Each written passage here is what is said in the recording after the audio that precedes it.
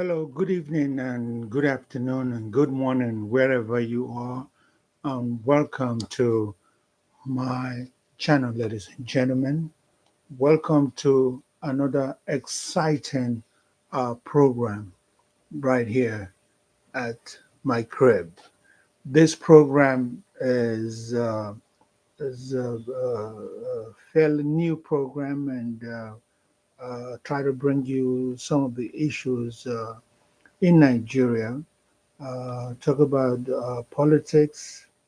It's not really good right now, and it's confusion and disarray happening around the country when you talk about politics in Nigeria. And things are not doing good, and politicians they think that they own the country and just doing whatever they think they're doing, and no question asked. Well, you're live and direct right here, and I tell you that you can subscribe to this channel, and each time a new broadcast comes up, like I always say, you will be the first to see it live. It comes to you, and it costs you nothing to subscribe, and I will bring you the best of the best that is out there. Something that you've heard, and some of the things that you have not heard before. All will be on this program as we go on. If not today's program, it will be other subsequent program as we go along. And thank you in advance for tuning in onto this program. Thank you so very much. Before I get started, let me start from home. Home, they said, is where everything starts before you start stepping out. Let me start with the Oshomole situation.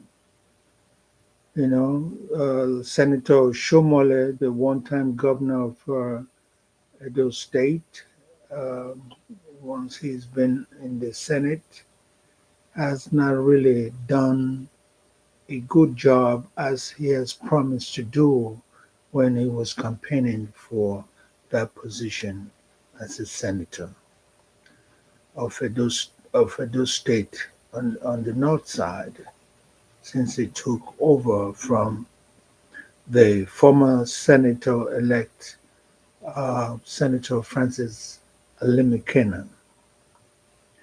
We've not seen him do much. Then the governor of Pueblo, Monde Pueblo, is the one doing most of the running around and doing constructions and what have you that we've seen, and he's posting all all of the commissioning of roads and whatever he has to do.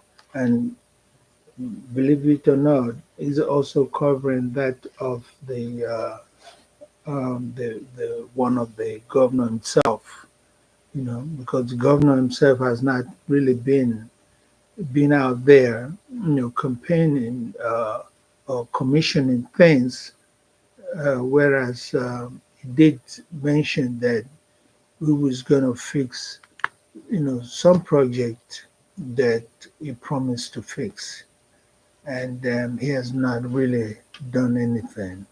But you know, the governor has been the one running around doing stuff. So folks, I tell you what, democracy that we clamored for is gradually slipping from our hands before you know it. You know, it's slipping. The democracy that we all fought for, It's gradually. Are you noticing what's going on in Nigeria? Can you notice what is going on? Politicians are taking away everything, and and to let people suffer. You know, ballot boxes and paper, uh, ballot papers are stolen by thugs and political parties, agents. Have you seen them all around the place during this past by-elections and other elections? You know, so what are we going to do for it? What's the solution? And we have our security forces and the police and the army and the civil defense. They standing by. They're not doing anything. They're doing it in front of them during elections. Let me continue. And where are we going with this? Where are we going? You know, do you know where we're going? And another thing is that we must stop taking money. Stop taking money and selling votes. You know, for peanuts because it doesn't worth it. When you take money because you need money to you know make ends meet, and you take money from these people, they feel obliged to keep doing the nonsense that they're doing. For what? Don't give them the leverage to do that, or giving you Ankara and whatnot. You don't deserve it. For how long? He's giving you 50,000, maybe 100,000. For what? For 4 years? No, stop doing that, man. You better than that. You have to stand up and fight. Start fight for your rights.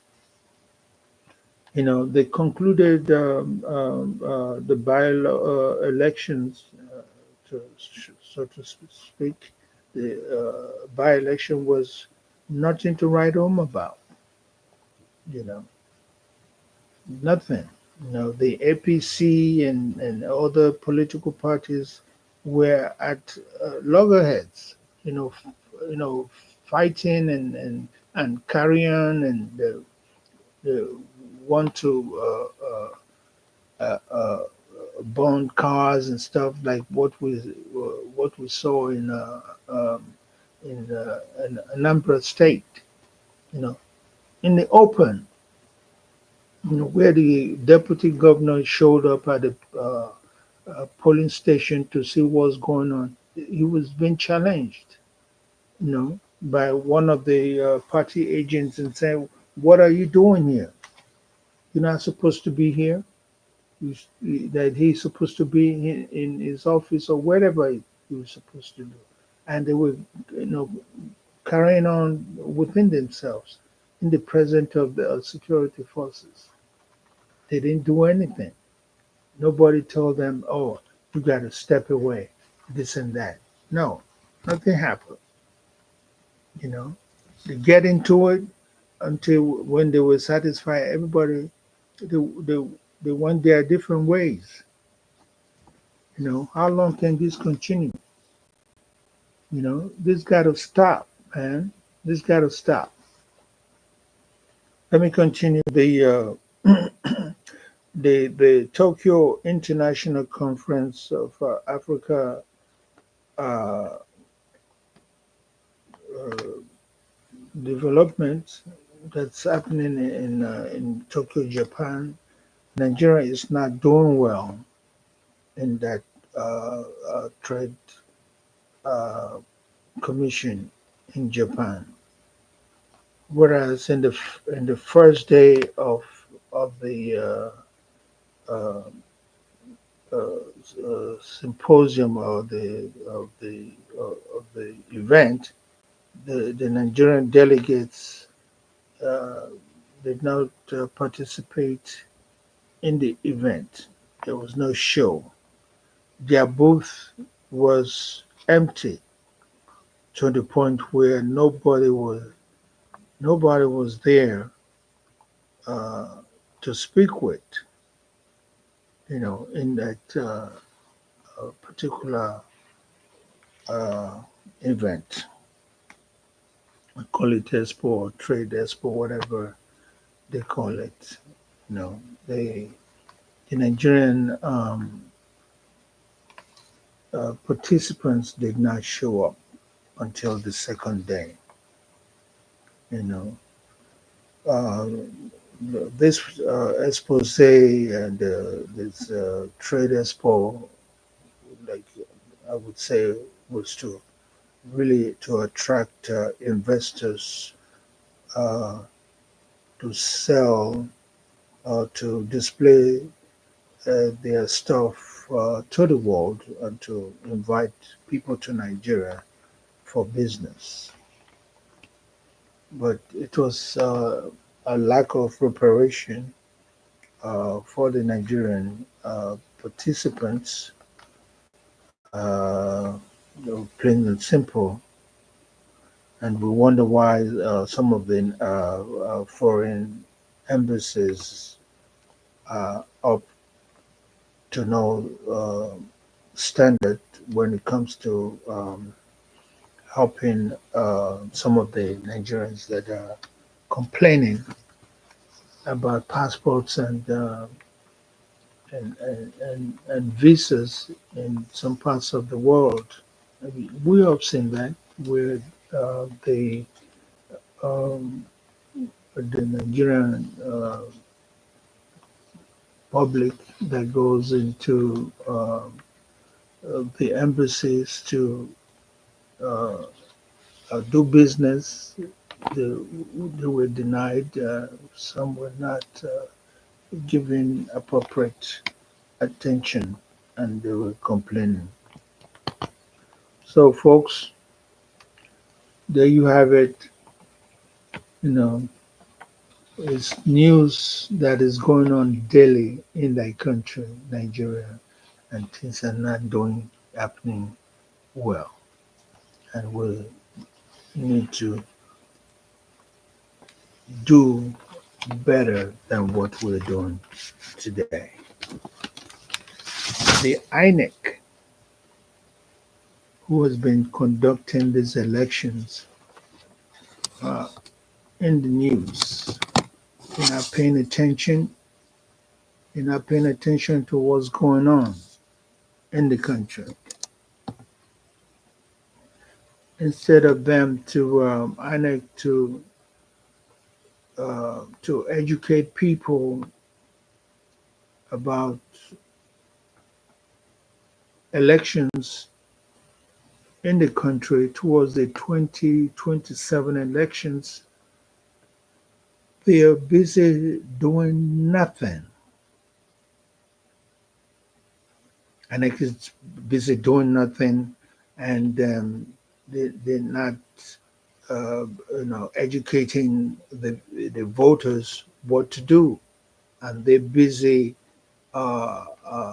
want to uh, the chairman Yakubu just said that they're working on giving the jailbirds, people in prison, the right to vote in the coming elections, 2027, and any other election that might come up before then. Is that the main thing? You can see the way he's thinking. He hasn't done the diaspora one that they thought he would work on so that things will go smoothly. He hasn't done that, but he's interested to do the those jailbirds that are in prison so that they could vote. What type of thinking is that? Is that someone with a reasonable sense of how to think? That's why we don't need these people. These old folks, they don't know what they are doing. They're not thinking right. Uh, they have this, low class, kind of mentality. Those people in jail, some of them are, how many percent? How many percent of those uh, people in jail have the right senses that know what they're doing? You know, they're mostly criminals in there. Criminals, the kidnappers and the what you might call it, the headsmen and the um, some arm robbers and so on. That's all you have in the prison. You know, I don't know who came up with that such idea. To give prisoners a, a chance to vote in elections. I've never heard of it. Even in the U.S., it has not been done yet. You know. So here you go and see what the Nigerian INEC chairman and his officials are up to. They're up to no good. This is another way of trying to rig the elections. We guys should be vigilant. Let's open our eyes and don't let it happen. They're not even supposed to, some of these agents that we see, they're not supposed to be at the polling unit anyway. All you have to do, you come, you vote, and you leave the place. But none of that happens. They make the place like a marketplace. People come and vote, then they hang around till when they start counting the vote, and you start hearing people, one, everybody's jumping up, you start counting loud as if they were invited to the place. And security forces are supposed to do the job, then clear that area, clear the place out, let everybody go their different way, except the officials that are welcome, that they're supposed to be there to work during that polling uh, um, election time. They are allowed to stay.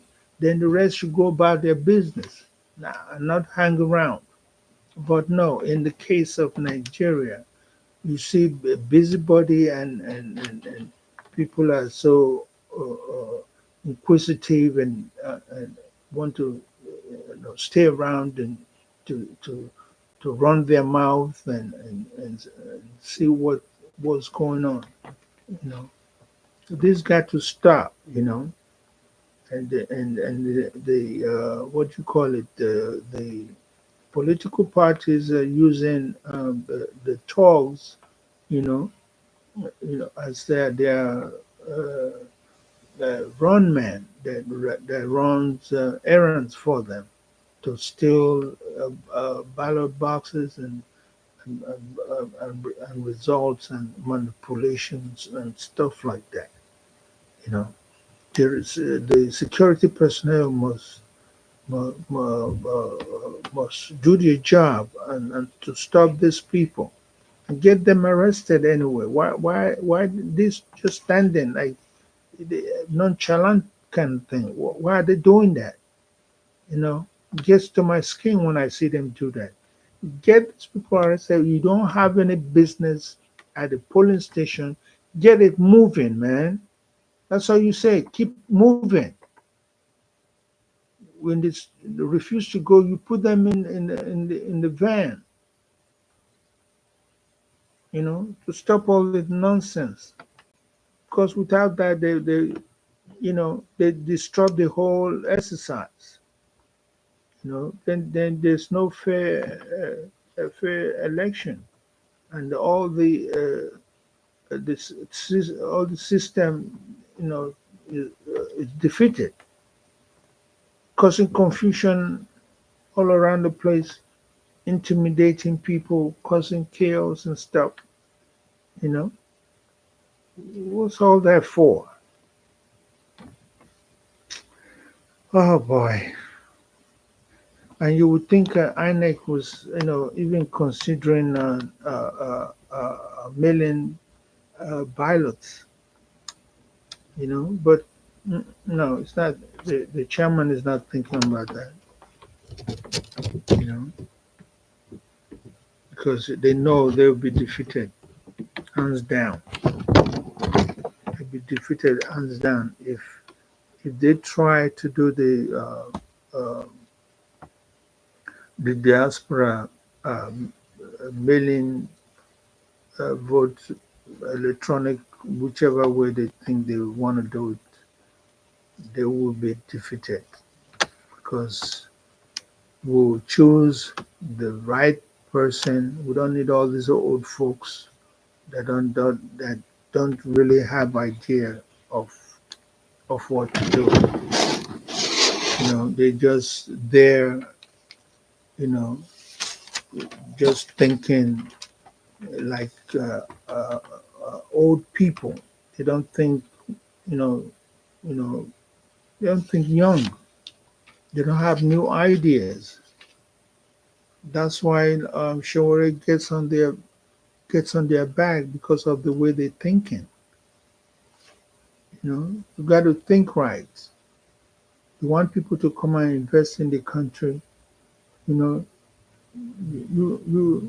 they have to think. In a way that when the people that come to do business, you know, they'll be free to do business at any time of the day when they step out, so that nobody should be looking behind their shoulders. You know, at any time of the day. That's how a responsible country should be. Not when you say you open for business, you can't even step out at a certain time. What type of business is that? What type of business are you running when you can't go to some certain place at certain time? You have to restrict yourself. Then that is not business, So this things that is happening in Nigeria, it's a cause for concern, and before you know it, things have to be rectified. If not, this is the civilian thing is not it's not ideal for Nigeria. You might want to know that there was a survey out carried by the uh, Erudite Growth and Advancement Foundation. Uh, they came up with findings at the National Assembly that they they recorded uh, two 2,275 actions at the National Assembly, while the House had 4,174, with four senators and 48 House members making no contribution. Let me take that again. Out of the House of Assembly recorded 2,275 actions were taken, while the House had 4,174, with four senators and 48 House members making no contributions. No bills were passed, no motions, no petitions or points of order over the past year. We are in 2025 now. As issued by the Economic and Security uh, uh, dominated preliminary sessions. The, the top female performer is Senator Idiat Oluranti of Lagos with 22 actions, followed by Ireti Kengibe of the Federal Capital Territory and Balibo Banigo, I think is also of the Federal Capital Territory. So these were the findings that were revealed this week, uh, in August 2025. You know, so folks, I don't understand what Nigeria is doing, and before we go, this is gonna be quickly a short one. You might be interested to know that the National Security uh, Organization caught two notorious, you know, people, terrorists, the Ansaru terrorist leader, two of them, and you can see their faces look ugly, and the boss, they call themselves the bossman of the terrorists, giving them their followers direction of tormenting neighborhoods. They were caught over the last weekend and by the security forces of uh, the federal government of Nigeria, and they are in detention right now, undergoing some uh, vigorous interrogation about what they've been up to. And another note of concern was the Comfort Imaswan and the king of Fuji. I think is the Fuji man, the K1 they call himself, disrupting uh, aircraft some few days back, and we all know what happened. The Tinubu administration gave K1 a path on the back for disruption and gave him um, an ambassador of safety, something like that, some stupid stuff like that, you know. So Nigeria is a place now where when you act stupid, you get rewarded for your act of madness. After um, preventing an aircraft from moving, he was awarded.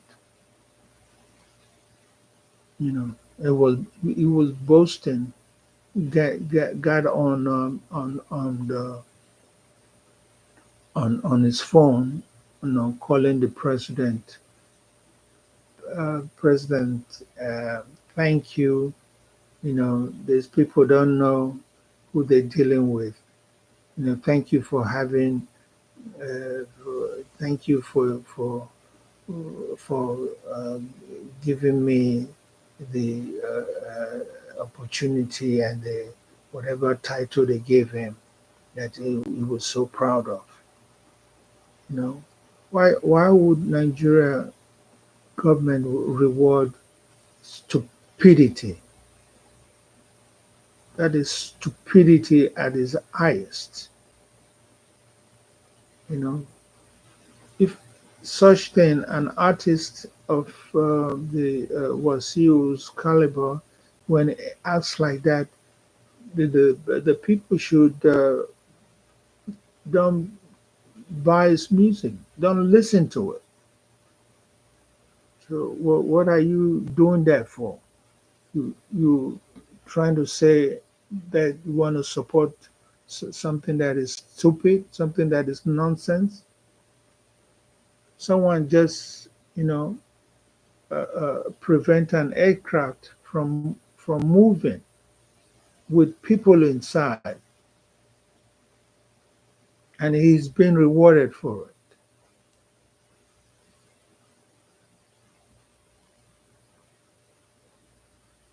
Nonsense. The comfort in Maswen also just barely a week after the K1 situation. She got into an argument with one of the flight attendants, and they got into it. And if you saw that, you must have known the outcome. She was forced out of the aircraft after she was told numerous times to s- switch off her phone, on flight. She refused and saying that the phone was faulty. Then, if the phone was faulty, there are ways to, you know, uh, dislocate such phone. You either take out the batteries, open the phone, take out the battery, then you can fix it later on when you get off of the aircraft, because the phone was difficult to switch off. Then you left it on. Even when she said that the man sitting closer to her was trying to tell her how to switch off the phone, which she said she finally did. We don't know if that was accurate or not, but she said she finally did. But the attitude she gave to the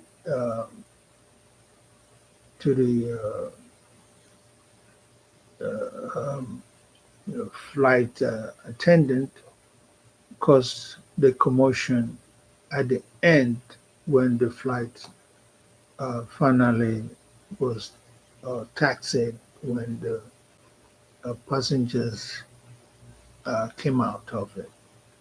And she was behind because she said she went to the restroom.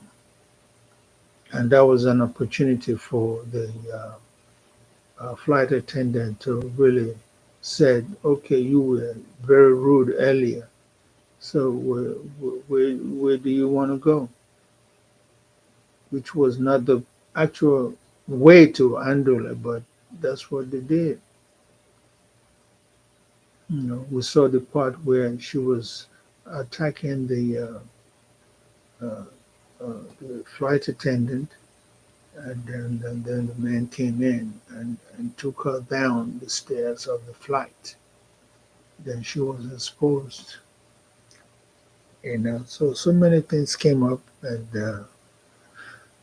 the father was talking about he wanted to sue airline, Ibom airline, for disgracing his daughter, for a particular amount. He didn't mention, but he was saying that he was going to sue. That was ridiculous. He wasn't the one on the flight. His daughter was, but his daughter has not even thought of suing the airline. But the father was saying that he trained the daughter, and he didn't like the way the daughter was humiliated. Got to train your daughter well, sir. That's not how to act on an airline. I was suggesting that the federal government should put some marshals, some military marshals on each troubled aircraft to avoid another repetition again. Because sometimes, this stuff, you know, just uh, might be like one thing happens, then you see other people follows up and start acting, start acting the same way. I was thinking that should the federal government should have did that. So I don't have much to say today than what I've already said. The main thing is that the INEC chairman has not lived up to his expectation. He's been, you know, been told what to do by the ruling party, the APC, and that's a shame. That's a shame. And some of these political candidates, we don't know who's running yet. We have the ADC, we have the APC. They think they own everything. They have the Labour Party, PDP, and other political group that uh, uh, are running shoulder to shoulder, thinking they're gonna make it. But the thing is, thinking is that with all these old folks and heavyweights, past the governor, past House of Representatives that been in office all this while, still want to run. You know, they still want to run for office after the uh, non-successful appearances that they've done in their tenure. Nothing to write home about. They still struggling want to run for office. For what? This is why the youths and the younger at heart, you know, should put on their shoes and and fight, just like Showa is doing. I heard that the very dark man is uh, try to compete. But he has a lot of followers. So I think that's a good idea, so that even though he doesn't really want to uh, to be a president, but he has a lot of followers. He can still disrupt some of these heavyweight that's out there that are fighting tooth and nail to get into office. By all means. You know. So there you have it.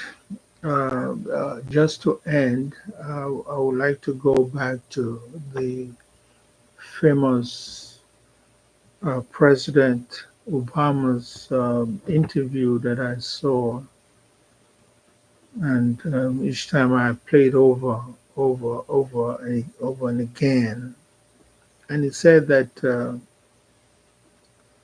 once a politician uh, gets a seat at the table, you know, you realize that they end all that they've been exposed, they've been exposed, but not all of them. They are the smart ones and they are the dumb ones who don't know what they are talking about, but they are there anyways where they find themselves.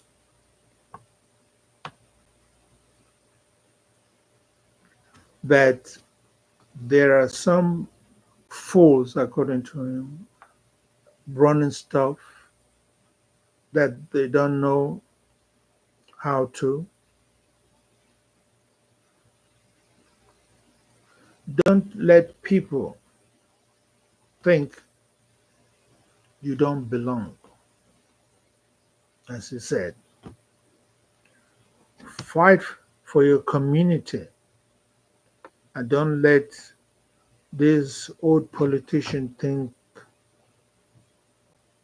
that it's all about them. And actually, they are actually our time because they are not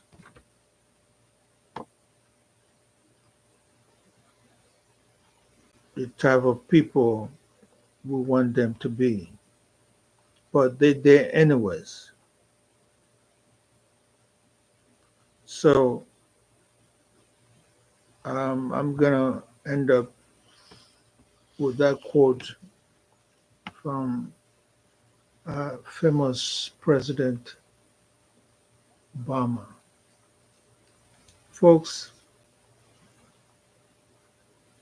Nigeria is for everybody. There's no one who is more Nigerian than the rest of us. We should continue to fight hard. The politicians the other day, even not the other day, a long time ago, they fought the, the phone company, to reduce rates, you know, because they were paying too much on their phone bills. They summoned the directors of the phone companies to the Senate, and they were giving some discount rates on their phones. But what happened to the majority of the other the Nigerians? They were abandoned. If you want to make a call right now, before you know it, the credits are gone. It's not like that with the politicians. The politicians took care of themselves, abandoned the people that they think that will vote them in. People not thinking. They forget real quick. The politicians are taking care of themselves alone and forgetting about the people, the masses who actually do the voting for them to be in the office. So I don't understand. I don't understand. Something gotta give because it can continue like this. If Nigeria wants to continue in a democratic way, it better do it right. Because the revolution that they're talking about would come soon. Because they're all over the place running things, and they think they're on top of the world, running things. They are running things. They are running down stuff. People are having difficulty trying to feed themselves. They're not paying salaries. The Nigerian police and some of the retirees were having some protests the other day, of which the IGP, the General Police, Bedokun, I think is his name, don't know what to do, can't handle it. He only said, "Oh, he's going to do something to stop the protests." Do you speak on behalf of the retired police officers so they could get their due payment for retirement, or you just want them to just shut up, not to protest because it's embarrassing to him?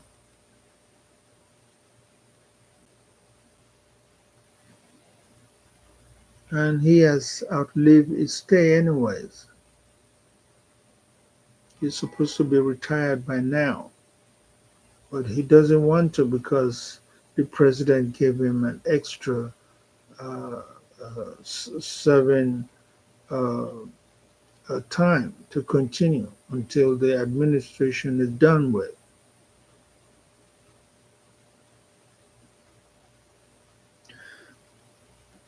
Well, ladies and gentlemen, that's gonna be it for me tonight, today, this afternoon, this morning, wherever you are watching. It's been a pleasure. Smaxy again and say, be cool to yourself, do your neighbor good. Check what your neighbors are doing to make sure they're doing right. Take care of your kids, take care of your family. Always be the best person you can be. Don't let nobody intimidate you. You understand? Let nobody intimidate you. Be your brother's keeper at all times and stay blessed. God bless you, my brothers and sisters. You take care now. Thank you.